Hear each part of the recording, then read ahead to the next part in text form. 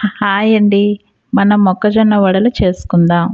కావలసిన పదార్థాలు: ఎండుమిరపకాయలు, జీలకర్ర, సాల్టు.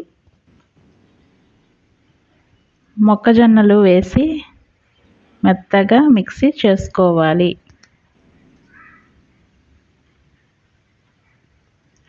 ఇప్పుడు ఆ మిశ్రమంలో ఉల్లిపాయలు, కొత్తిమీర వేసి బాగా కలుపుకోవాలి.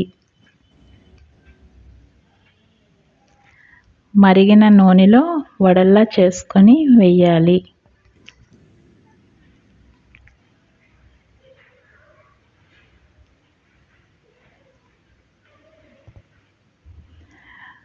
పిల్లలకి ఈవినింగ్ స్నాక్స్గా చేసుకోవచ్చు.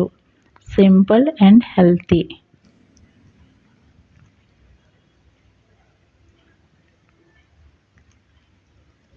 వడలు బాగా ఫ్రై అయ్యాక తీసుకొని సర్వ్ చేసుకోండి.